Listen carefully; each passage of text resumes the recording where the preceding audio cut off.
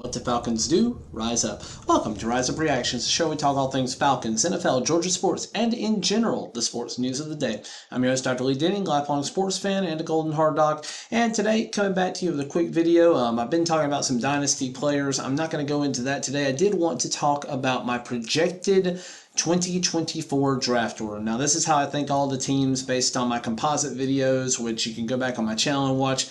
The one about the NFC South, I basically talk about the Falcons and talk about how they're going to do, so that is all included in that video. But anyways, I'm going to go through the draft order today of how I think this is going to shape out, knowing that the first 18 teams of the draft are guys that did not make the playoffs, and then 19 through 32 are guys who made the playoffs. And we'll just kind of talk about that real quick, and I'm just basically going to list it out. I'm not even going to talk about prospects because I think for me it's too early to be looking at that. But anyways, one more thing before we get started. I am trying to hit 500 subscribers by the time we get to the end of the 2023 season. Would love to hit that number sooner if possible and change that goal to 1,000. But if you haven't done so already, please hit that button down below, just right down there where I'm looking at. Would really make a big world of difference for me, help me reach more people, and help this channel grow even faster. But thank you so much for your support. Without further ado, let's talk about the 2024 draft order. Now, again, I've already talked about how I think each team is going to do, how each division is going to end up coming out, and I'm being a little generous to a lot of these teams, but I think this year we are going to see a team with more than 1 or 2 wins, probably more like 3 wins, be the #1 overall pick. And based on everything I said, that is none other than the Arizona Cardinals. Now, the Cardinals are going to be a bad team. It looks like Murray may be back sooner, maybe only a 4 or 5 week delay, which I think is a little aggressive trying to bring him back, particularly when the rest of that team is not looking to be pretty good. They've got a new coaching situation. They really have only been good in the recent past when Murray had DeAndre Hopkins to throw to. He is no longer on that team. We've lost J.J. Watt as an anchor on defense. And while I think they're building for the future, I don't know that they've done a good job in their salary cap management. I really think they overpaid Murray, and I think they paid him too soon. I don't think they needed to give him a big contract when they did, especially when guys like Joe Burrow are still yet to be paid, and you could have used his 5th-year option with Murray, and you just basically forewent that and decided you were going to go ahead and pay the man now. I don't think he's done enough to earn that, quite frankly.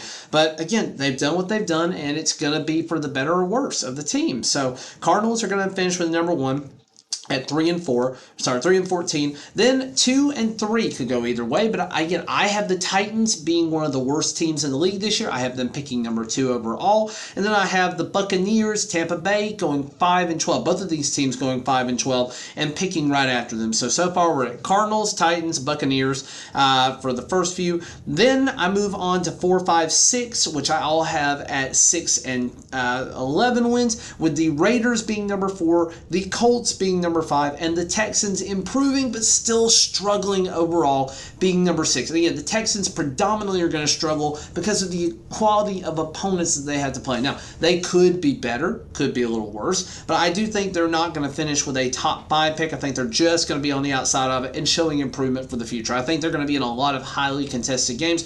Raiders, I don't think this is going to be a good year. I'm still not sure Jimmy G is going to be playing for you. And the Colts, it really depends on Anthony Richardson. I would be very happy to be wrong about this for you, but right now, just the way I have it going, the opponents you have to play, the AFC opponents you have to play, I just don't see you winning more than about 6 games, and I feel like that's being kind of generous. Then we go to the 7 and 10 teams, which I do have being, this is your mediocre teams, or the starting of mediocrity, with the Panthers going 7 and 10, the Rams going 7 and 10, and the Bears going 7 and 10. Now, again, how these all shake out in there, I don't fully know. I think I gave the Bears the tiebreaker over the Panthers because the NFC North does play the NFC South this year. So I did give that to the Bears, and I think the Bears are a team on the rise, but I still think they're going to finish at the bottom of that division. And similarly, the Panthers, I think they made some strides, but with a rookie quarterback, I just don't know that they're going to be in the best place. Rams, if Matthew Stafford is healthy all year, this could easily go further, but I still am not sure which version of Stafford we're going to get this year. Moving on, we're going to go to picks 10, 11, and 12 with guys who all have the same records at 8 and 9. So just shy of 500 with the three teams, the Commies, the Packers, and the Saints. Now, the Saints could easily win our division, but I am giving it to the Falcons, who are going to be picking in the playoff bracket here. But I do have them finishing 12. Packers, again, it depends on Jordan Love, but right now, not knowing, I do have you at 8 and 9, and I have you having a losing season, but showing promise for the future, and that's going to be good enough for pick 11 in this draft. And the Commies, just because you play a tough division and you draw some tough opponents this year, I'm going to put you at the 10th overall, just barely sneaking into the top 10, but building for the future. Sam Howell, I'm not convinced is your quarterback. You may want to move on from him, and there may be some things you have to do. You may have to trade up in the draft to get a quarterback next year, but I'm going to give you the solid 10th spot right now. Then we go on to teams that I have finishing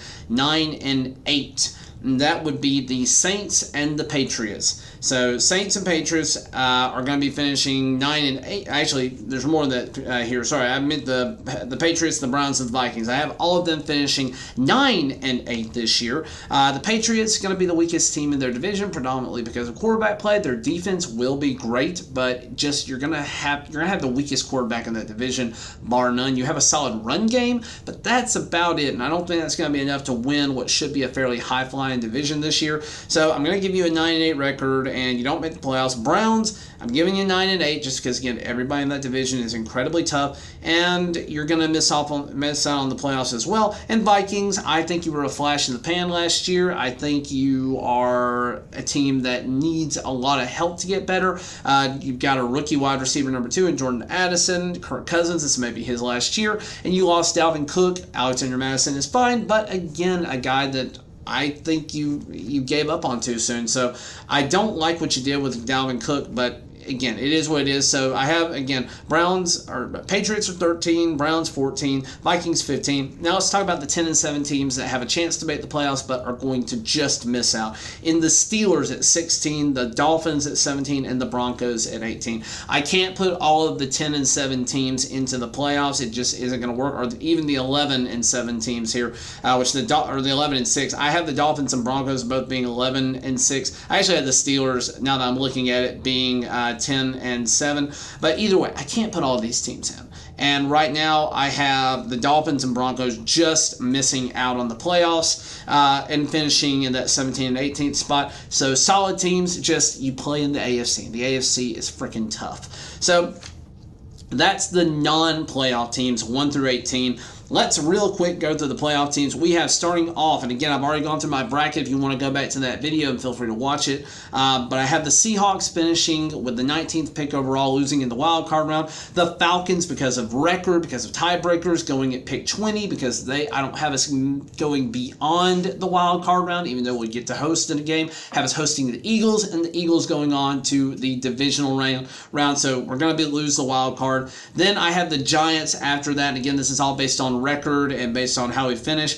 Then the Jets at 22, the Ravens at 23, and the Jaguars at 24. So that's going to account for the divisional round losses. So again, 19 through 24, Seahawks, Falcons, Giants, Jets, Ravens, Jaguars. And then we'll go on to guys that I have losing in the divisional round with the Lions to start with. You're going to win a playoff game, but you're not there yet. You could be a contender in the future, but I just don't know if you're there yet. But I have the Lions at 25, the Eagles in a close game with their division rival, the Cowboys, being the 26th pick, the Chargers going out, and again, I think they'll have a better record than the Eagles will, so I'm giving them, so the Eagles will pick before them, but the Chargers, and then I have the Chiefs going out this year in the divisional round.